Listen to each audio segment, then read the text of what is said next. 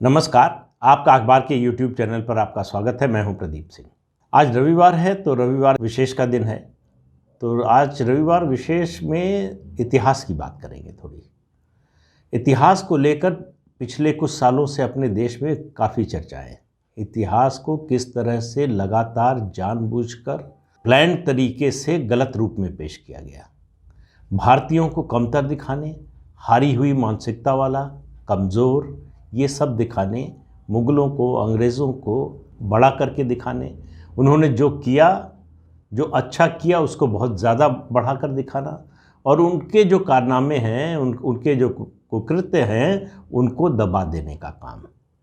हमारे आज़ादी के आंदोलन के जो वीर हैं, उनके योगदान को कम से कम दिखाने की कोशिश, ये तमाम तरह की अब वो इतिहास को रीराइट करने की बात चल रही है।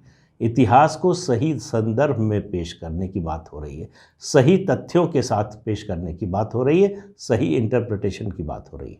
तो आपने बहादुर शाह जफ़र, भारत के आखिरी मुग़ल शासक, जिनको कहा गया कि वो जो 1857 का गदर था, विद्रोह था, भारत की आज़ादी का पहला संग्राम था, पहला स्वतंत्रता संग्राम था, उसका नेतृत्व उन्होंने किया। अंग्रेज़ों से लड़े, देश के लिए लड़े। कितने बड़े देशभक्त थे। जो विद्रोही थे, जो जिसको कहते हैं सिपाही म्यूटिनी लिखा गया है, जिसके बारे में बहुत सारी किताबें लिखी गई हैं। कहा गया कि उसका नेतृत्व बहादुर शाह जफ़र ने किया, और जो है अंग्रेज़ों से लड़ते हुए आखिर में हार गए और अंग्रेज़ों ने उन्हें कैदी बना लिया, रंगून ले गए, जहाँ जेल में रहे और जेल में उनकी मौत हुई।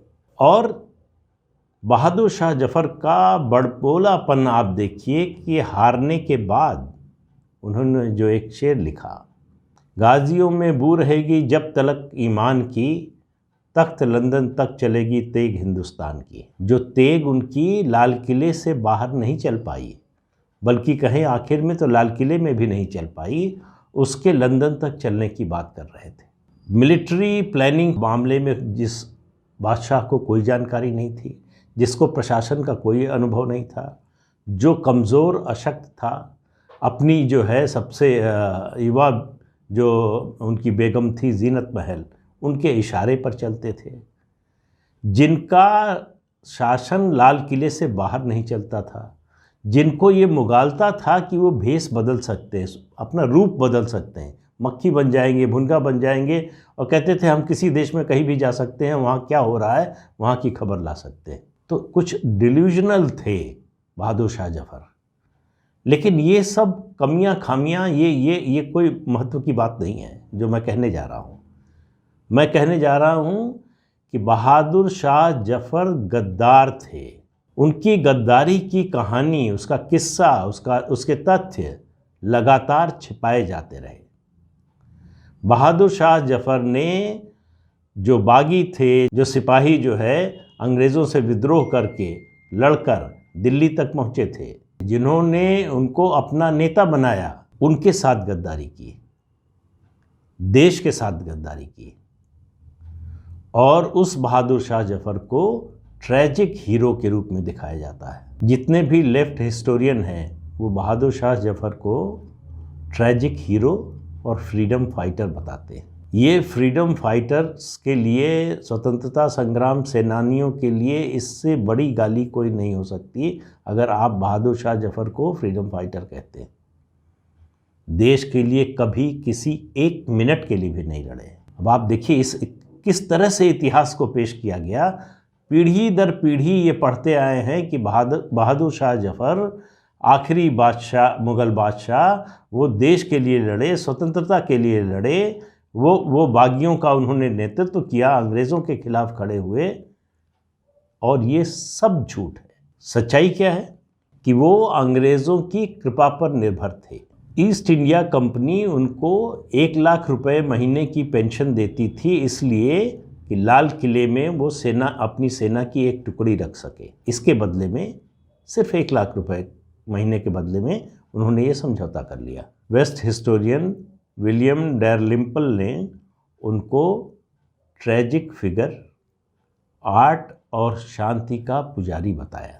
वास्तव में वो क्या थे, ये कहीं बताने की कोशिश नहीं की गई। इसके बारे में जो कुछ आया बाहर, जो लिखा गया है और तथ्यों के आधार पर लिखा गया है, वो इतिहासकार आसी मजूमदार ने लिखा। बहादुर शाह जफ़र पूरे जीवन समय समय पर अंग्रेज़ों के प्रति अपनी वफादारी साबित करने का, पेश करने का कोई मौका छोड़ते नहीं थे। लेकिन उनके जीवन में एक बड़ा बदलाव आया, और बदलाव आया 11 मई 1857 को सुबह 8 बजे।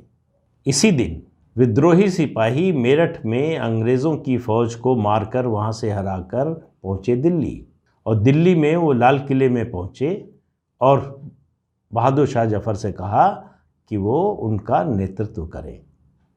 और ऐसे वैसे नहीं कहा, उनके मन में कोई सम्मान नहीं था बहादुर शाह जफ़र के लिए।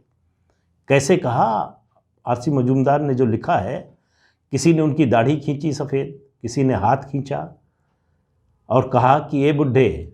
और जब अपने कमरे से बाहर निकले, ये सब हुआ, तब उन्होंने देखा कि दीवाने खास में घुड़सवार सैनिकों का जमावड़ा लगा हुआ था। सिपाही जो घुड़सवार थे वो दीवाने खास तक पहुंच गए थे। बहादुर शाह जफ़र के सामने कोई विकल्प नहीं था सिवाय इसके कि बागियों की बात मान लेते। फिर बागियों ने दूसरी बात रखी, कहा कि हमारे साथ पूरे दिल्ली शहर में चलिए जुलूस में, और पूरे दिल्ली में घूम कर आइए। बहादुर शाह जफ़र को जाना पड़ा। उनको मालूम था कि अगर नहीं गए तो मारे जाएंगे, अगर जाते हैं तो अंग्रेज़ों की नाराज़गी का डर, उनको डर था कि पेंशन चली जाएगी, दूसरी जो सुख सुविधाएँ मिली हुई हैं वो चली जाएंगी। लेकिन जान बचाने के लिए उन्होंने जाना मंजूर किया। ये है नेतृत्व कैसे मिला उनको, उसका किस्सा। तो जैसे ही सिपाही पहुँचे, उनको समझ में नहीं आया उस समय कि करें क्या। तो उनको रास्ता वही जो उन्होंने किया, वो रास्ता सुझाया उनके हकीम एहसान उल्लाह खां ने। कहा कि मान लीजिए, जान बचाने का यही तरीका है। तो शहजादों को कहा गया कि अलग अलग टुकड़ियों का जो बागी हैं उनका नेतृत्व करें। तो इससे एहसान उल्लाह खां का कहना था कि बागी शांत हो जाएंगे, कोई ऐसी कार्रवाई नहीं करेंगे, कुछ ऐसा नहीं करेंगे जिससे आपको परेशानी हो। तो बादशाह ने मान लिया, यहाँ तक तो गए। मुंशी जीवनलाल जो उनके मुंशी थे बहादुर शाह जफ़र के, उन्होंने अपनी डायरी में लिखा है कि पूरे बाज़ार दिल्ली के बंद हो गए, क्योंकि जो भी दुकानें खुली थी वहाँ जो भी सामान था वो बागियों ने ले लिया। जब बागियों ने उनके साथ ये किया और उनको मजबूरी में मानना पड़ा, तो फिर वो अपनी निजी आरामगाह में गए और रोने लगे कि उनको कैसे दिन देखने पड़ रहे हैं। लेकिन उनको समझ में नहीं आ रहा था कि इससे निकलने का रास्ता क्या है। और इस तरह से बागियों की बात मानकर वो हिंदुस्तान के बादशाह बने। आप समझ लीजिए, ये सब आपने इतिहास में ज़्यादातर लोगों में जिनमें रिसर्च करने की, ज़्यादा गहरे जाने की रुचि नहीं होगी, उन और सामान्य जो इतिहास की किताबें पढ़ाई जाती हैं उनके अनुसार यही है कि बहादुर शाह जफ़र वो स्वतंत्रता संग्राम का उन्होंने नेतृत्व किया पहले, और भारत के हिंदुस्तान के बादशाह बने। बागी उनकी जयकार कर रहे थे, बागियों ने उनको नेता, कितनी मनगढ़ंत बातें लिखी गई हैं और बताई गई हैं। जब ये सब होने लगा और लगा बहादुर शाह जफ़र को कि अब कोई रास्ता नहीं है, तो अब देखिए, आरसी मजूमदार लिखते हैं कि इसमें बागियों की कोई गलती नहीं थी। उनको एक नेतृत्व करने वाला चाहिए था, उनका कोई नेता नहीं था।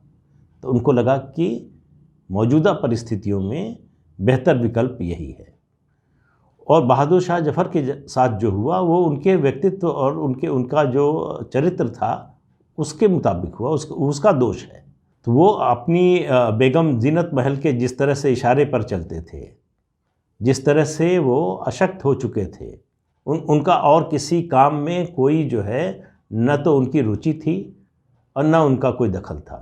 तो उन्होंने बागियों से कहा, सिपाहियों से कहा, उनको समझाने की कोशिश की। क्या समझाया उनको? कहा कि ये सांसारिक जीवन त्याग दो, फ़कीर बन जाओ, सन्यासी बन जाओ, वो ज़्यादा अच्छा है। उनको लगा कि शायद उनके कहने का असर हो जाएगा, ये मुसीबत टल जाएगी।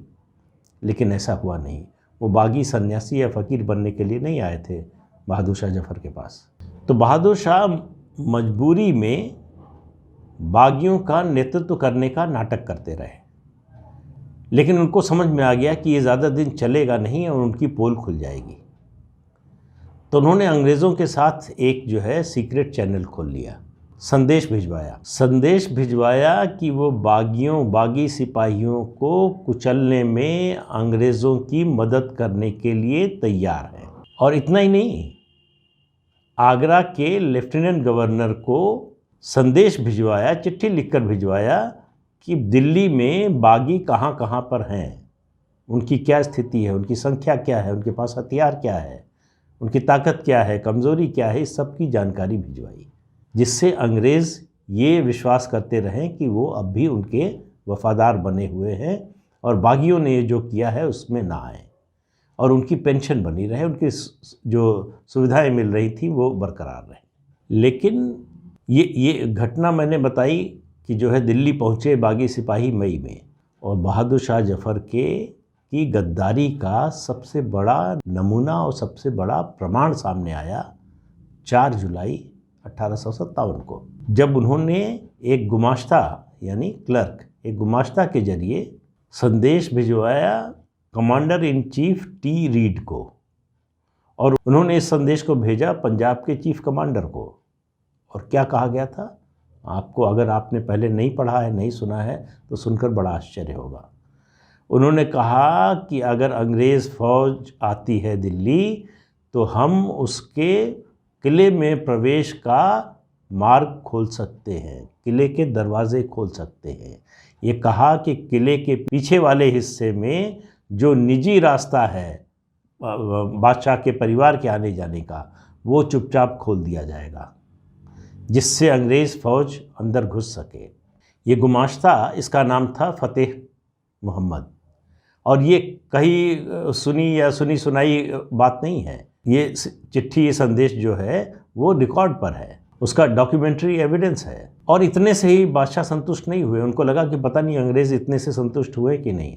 उन्होंने अपनी बेगम जीनत महल को और शहजादों को लगा दिया कि लगातार चिट्ठी लिखते रहो अंग्रेज़ों को, commander in chief, lieutenant governor, सबको चिट्ठी लिखते रहो कि हम मदद के लिए तैयार हैं, हम क्या मदद कर सकते हैं बताइए, हम कैसे मदद कर सकते हैं आपकी, ये बताइए। 19 अगस्त को एक और चिट्ठी आई मेरठ कमिश्नर की, उसने लिखा कि ये बागियों से भी गद्दारी कर रहा है, देश से भी गद्दारी कर रहा है, तो इस पर भरोसा करने लायक नहीं है। अंग्रेज़ों ने आक्रमण किया, उनकी जीत हुई, बहादुर शाह जफ़र को गिरफ़्तार किया। और ये जब संदेश भिजवा रहे थे, गुमाश्ते से संदेश भिजवाया, तो उसमें एक ही शर्त थी कि हमारी पेंशन जो है 1 लाख रुपए वाली महीने वाली, वो बनी रहे और कुछ और सुविधाएं मिल जाएं। ये चरित्र था बहादुर शाह जफ़र का, जिसको स्वतंत्रता संग्राम सेनानी बताकर हमें दशकों से पढ़ाया जा रहा है। ये काम किया है लेफ्ट हिस्टोरियंस ने, और ऐसे उदाहरण पूरे इतिहास में भरे पड़े हैं। जब एक गद्दार को राष्ट्रभक्त बता दिया और राष्ट्रभक्त को गद्दार बता दिया। अंग्रेज़ों ने विद्रोह कुचलने के बाद गिरफ्तार करके रंगून ले गए, रंगून में जेल में रहा, जेल में ही वो मरा। और वहाँ भी देखिए उसकी शायरी के जरिए उसका महिमा मंडन करने की कोशिश हुई। कितना है बदनसीब जफ़र दफन के लिए, 2 गज ज़मीन भी न मिली कुएं यार में। तो देश से उसको कोई लेना देना नहीं था, वो देश का गद्दार था। आज़ादी का जो पहला आंदोलन था उससे गद्दारी की थी, देश से गद्दारी की थी। लेकिन ये तो इतिहासकारों ने किया, ये बहादुर शाह जफ़र ने किया। उसके बाद क्या हुआ, आज़ादी के बाद, और आज़ादी के बाद मैं कोई 49, 50, 60 की बात नहीं कर रहा हूँ, 2012 की। 2012 में केंद्र में यूपीए की सरकार थी, डॉक्टर मनमोहन सिंह प्रधानमंत्री थे, और 2012 में वो रंगून गए। और रंगून में वो कहाँ गए, यंगून, जहाँ बहादुर शाह जफ़र की कब्र थी, वहाँ फातिहा पढ़ा। एक गद्दार को आज़ाद देश के प्रधानमंत्री ने ये सम्मान दिया, जिसने देश से गद्दारी की, जिसने आज़ादी के आंदोलनकारियों से गद्दारी की, उसको कांग्रेस सम्मान करने लायक समझती है। आप इस बात को समझिए। ऐसा संभव नहीं है कि डॉक्टर मनमोहन सिंह को सच्चाई पता ना हो, इतिहास पता ना हो, उसके बाद भी ये किया गया। क्यों? क्योंकि ये उम्मीद थी कि ऐसा करने से मुसलमान खुश होगा भारत का, मुसलमानों का वोट मिलेगा। कांग्रेस वोट के लिए कहाँ तक जा सकती है, क्या कर सकती है, इसका अंदाज़ा लगाइए। तो ये जो वामपंथी इतिहासकार थे और कांग्रेस, ये इनका जो है वो ऐसा गठबंधन था जिसको कहते हैं ना सिम्बियोटिक रिलेशनशिप, दोनों को फ़ायदा हो रहा था जिससे, इसलिए बहुत लंबे समय तक चला। अब वो साम्राज्य धीरे धीरे टूट रहा है, तो उसकी छटपटाहट, उसकी बेचैनी, उसका गुस्सा, उसका आक्रोश, ये सब आपको दिखाई दे रहा है। तो इतिहास पढ़ते समय ये मानकर चलिए कि अगर वो इतिहास लेफ्ट हिस्टोरियंस ने लिखा है, वामपंथी इतिहासकारों ने लिखा है, तो उस पर आंख बंद करके भरोसा मत कीजिए। उसकी पड़ताल कीजिए, तहकीकात कीजिए, या इंतज़ार कीजिए थोड़े समय में, जब उसमें बदलाव शुरू होगा वास्तविक इतिहास पता चलेगा। और मुझे तो लगता है कि बहादुर शाह जफ़र ने जो गद्दारी की, उससे कम गद्दारी इन वामपंथी इतिहासकारों ने नहीं की है। देश की कई पीढ़ियों को गुमराह करने का काम किया है। इससे बड़ा प्रमाण जो है वो गद्दारी का क्या हो सकता है कि आप अपने देश के लोगों से ही सच को छुपा रहे हैं, गलत चीज़ पेश कर रहे हैं, और इसका उनको कोई अफसोस नहीं है। आप ये बातें कहेंगे तो कहा जाएगा कि इतिहास का भगवाकरण करने की कोशिश हो रही है। मैं कहता हूँ इतिहास का शुद्धिकरण करने की कोशिश हो रही है, जो सच है उसको सामने लाने की कोशिश हो रही है। तो आज के अंक में इतना ही, अगले अंक में फिर मिलेंगे किसी नए मुद्दे के साथ। तब तक के लिए इजाज़त दीजिए, नमस्कार। आपसे अनुरोध है कि ये चैनल देखिए, शेयर कीजिए, लाइक कीजिए और सब्सक्राइब ज़रूर कीजिए। नमस्कार।